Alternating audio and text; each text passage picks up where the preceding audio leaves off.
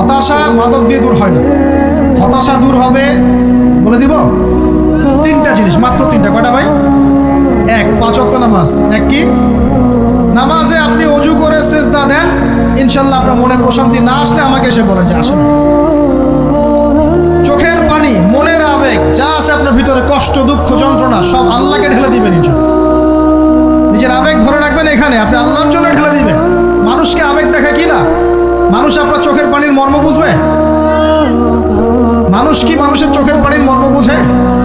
আপনার পিতা যদি মারা যায়, আমার কাছে এসে দোয়া চান, কান্নাকাটি করে, আমি দোয়া করতে পারবো, কিন্তু আমি কিন্তু আপনার ফিলিংসটা বুঝতে পারবো না।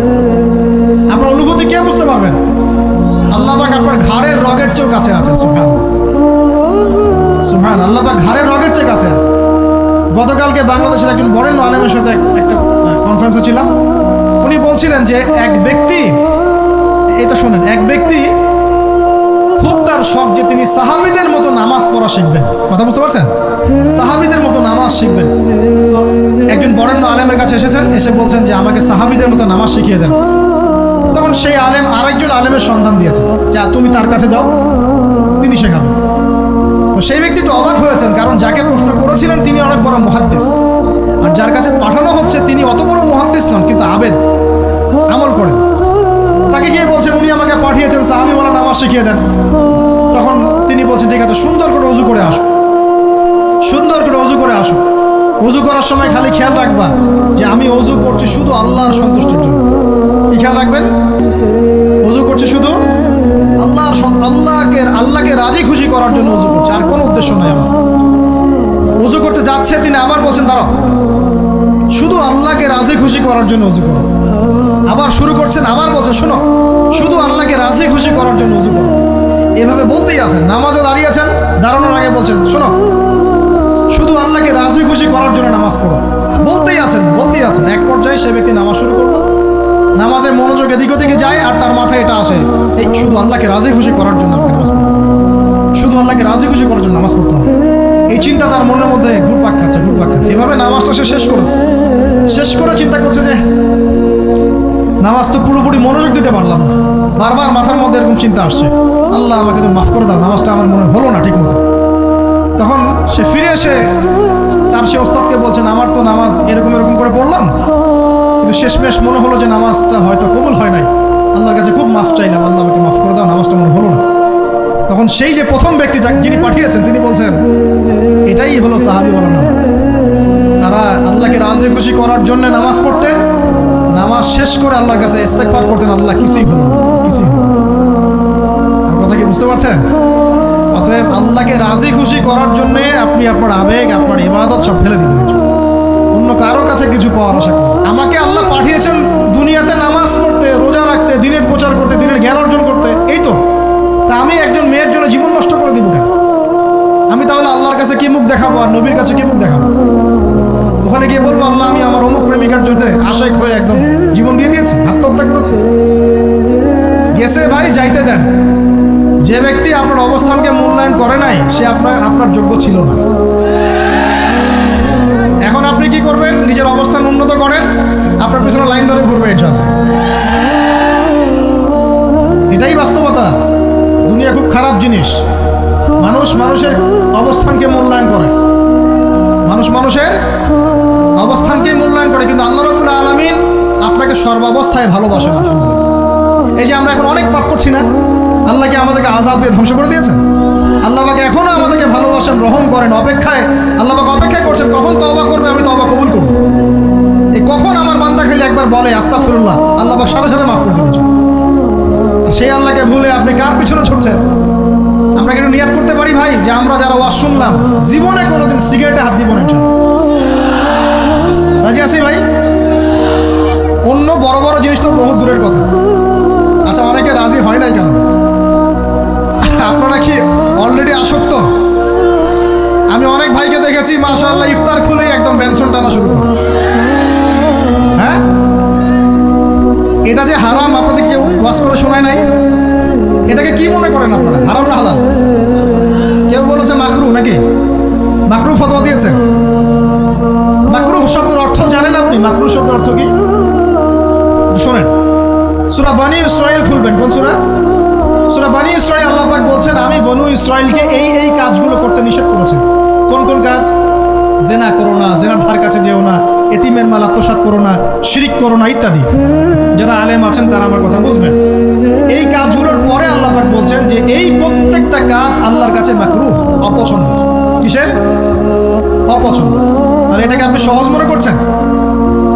নিয়াত করি আল্লাহ পাকের সন্তুষ্টির জন্য আমরা কোনোদিনও মাদকের সাথে সম্পৃক্ত হব না।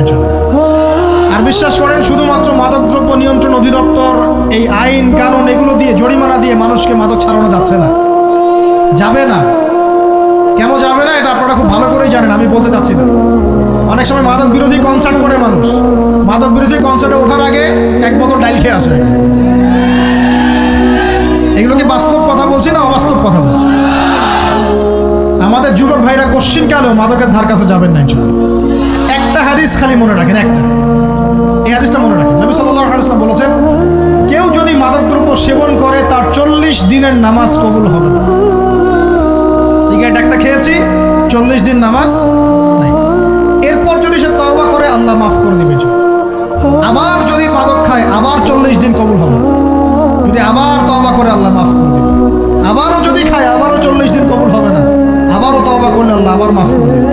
চতুর্থবার সে যদি মাদক খায়, আল্লাহ রাসূল সাল্লাল্লাহু আলাইহি ওয়াসাল্লাম বলছেন, আল্লাহ পাক কিয়ামতের মাঠে তাকে তিনাতুল খাবাল পান করাবেন। কি পান করাবেন?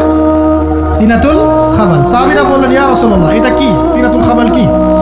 নবী সাল্লাল্লাহু আলাইহি ওয়াসাল্লাম বলছেন, এটা হচ্ছে জাহান্নামীদেরকে আযাব দেওয়ার পর তাদের রক্ত মাংসের যে পুঁজ বের হবে, এই যে ড্রিঙ্কস, জাহান্নামের হার্ড ড্রিঙ্কস, এই ড্রিঙ্কসের নাম হলো তিনাতুল খাবাল।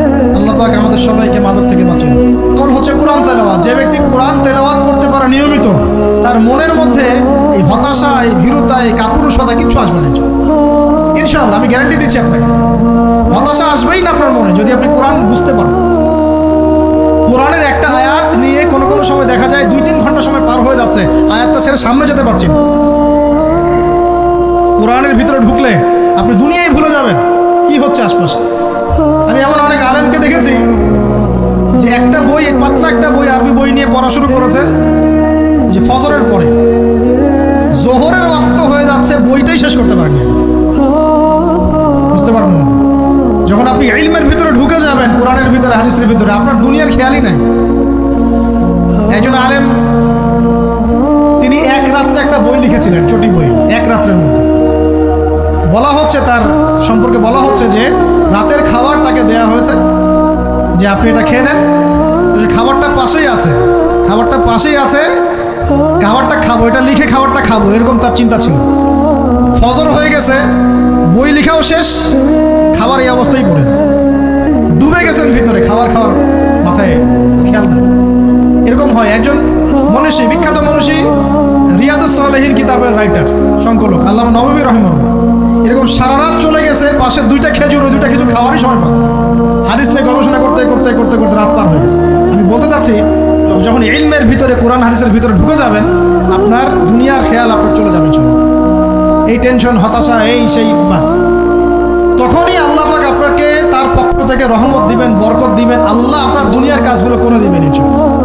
তখন দেখবেন কেউ আপনার দুনিয়ার ওই কাজটা করে দিয়েছে, কেউ ওই কাজটা করে দিয়েছে, কেউ বাসায় খাবার পাঠিয়ে দিয়েছে, আল্লাহ পাকই এগুলো করাই দিবেন। তো প্রিয় ভাইরা, মাদকে যাবো না আল্লাহর কাছে আসবো? 2 নাম্বার কোরআন তেলাওয়াত, 3 নাম্বার আল্লাহর জিকির। 3 নাম্বার কি ভাই? আল্লাহর জিকির। চলতে ফিরতে সব সময় মুখ চলতে থাকবে, মুখ না চললেও মনে মনে মন তাজা থাকবে, মনে মনে জিকির হতে থাকবে। মনে মনে জিকির করতে পারেন? মুখ নড়বে না, কিন্তু মনে মনে আপনার একটা জিকির হতে থাকবে। সুবহানাল্লাহ, আলহামদুলিল্লাহ, লা ইলাহা ইল্লাল্লাহ, আল্লাহু আকবার। করা যাবে? পারে। মানুষের মন কখনো চুপ করে থাকে না, কিন্তু মানুষের মন অলওয়েজ কিছু না কিছু চিন্তা করতেই থাকে, করতে থাকে না, যতক্ষণ না ঘুমায় মানুষ। তো প্রিয় ভাইরা, বেশি বেশি জিকির করবো। সুবহানাল্লাহ, আলহামদুলিল্লাহ, লা ইলাহা ইল্লাল্লাহ, আল্লাহু আকবার, লা হাওলা ওয়ালা কুওয়াতা ইল্লা বিল্লাহ, এগুলো চলতে থাকবে। আল্লাহ পাক তৌফিক দান করুন। আমরা আমাদের সমাজে যুবকদেরকে এরকম টিকটকে দেখছি, অনলাইনে আসক্ত দেখছি, জেনায় আসক্ত দেখছি, পর্নোগ্রাফিতে আসক্ত দেখছি। আমরা দেখছি আমাদের যুব সমাজকে মাদকে আসক্ত, কিশোর গ্যাংয়ে আসক্ত। এইগুলো কি আমাদের কাম্য ছিল ভাই? আমাদের কাম্য ছিল? এই অবস্থায় কি যুব সমাজ আল্লাহ পাকের দিনের পতাকা হাতে নিয়ে আল্লাহর জমিনে দিন কায়েম করতে পারবে কিনা একটু আমাকে উত্তর দেন দেখি। এখন এই অবস্থায় পারবে? অতএব অবস্থার উন্নতি করতে হবে কিনা? উন্নতির জন্য রাজি আছি কিনা ইনশাআল্লাহ? আমরা চাই কি আল্লাহ পাকের দিনটা আল্লাহর জমিনে প্রতিষ্ঠা লাভ করুক, আল্লাহর দিন সবার ঘরে ঘরে পৌঁছে যাক, আল্লাহ পাকের দিনের যে সৌন্দর্য সবাই সেটাই, এই সৌরভটা সবাই পাক। আমরা চাই কিনা সমাজে শান্তি প্রতিষ্ঠা হোক, আবার সেই রাসূলের মতো যুগ চলে আসুক? আমরা চাই কিনা? অতএব আমাদের সবাইকে যৌবনের এই প্রলোভনগুলো থেকে বেরিয়ে এসে আল্লাহ পাকের ইবাদতে আত্মনিয়োগ করতে হবে। আল্লাহ পাক আমাদের সবাইকে তৌফিক দান করুন, বলি আমিন। আমাদের সবাইকে আল্লাহ রাব্বুল আলামিন কুরআন এবং হাদিসের গভীর জ্ঞান অর্জন করার তৌফিক দান করুন, বেশি থেকে বেশি ইবাদত করার তৌফিক দান করুন। আল্লাহ পাক সবাইকে হারাম সমস্ত রিজিক থেকে বাঁচিয়ে রাখুন, জেনা, ব্যভিচার এবং নারীর ফিতনা, মাদক থেকে আল্লাহ বাঁচিয়ে রাখুন। আল্লাহ পাক আমাদের সবাইকে হালাল রিজিক, হালাল সম্পর্ক যথেষ্ট করে দিন। আল্লাহ পাক আমাদের সবাইকে যেন দিনের দাওয়াতের মেহনত করার তৌফিক দান করেন এবং আলেম ওলামার সাথে পরামর্শ করে দিন শেখার এবং বোঝার তৌফিক দান করেন। যুবতী দিনী বোনদের জন্য, এখানে বোনরা আছেন না? আছেন কি না? দিনী বোনরা আছেন? একটা নসিহত দিনী বোনদের জন্য আমি একটা নসিহত করতে চাচ্ছি, একটা নসিহত। আমার এই একটা নসিহত একটু মন দিয়ে শুনুন প্রিয় দিনী। রাসূলুল্লাহ সাল্লাল্লাহু আলাইহি ওয়াসাল্লাম আমাদের দিনী বোনদের জন্য জান্নাতে যাওয়ার একটা ফর্মুলা বলে দিয়েছেন। আমি কি বলবো সেটা? আচ্ছা, রাসূলুল্লাহ সাল্লাল্লাহু আলাইহি ওয়াসাল্লাম বলেছেন আমাদের দিনী বোনেরা, আমাদের মায়েরা, এই নারী জাতি মাত্র 4টা কাজ করলে জান্নাতের যে কোনো দরজা দিয়ে ইচ্ছা প্রবেশ করতে পারবে। খুশি হন নাই? কয়টা কাজ? মাত্র 4টা। এক, যদি আমাদের দিনী বোনেরা 5 ওয়াক্ত নামাজটা ওয়াক্ত মতো পড়ে, আল্লাহ পাক তৌফিক দান করুন, বলি আমিন।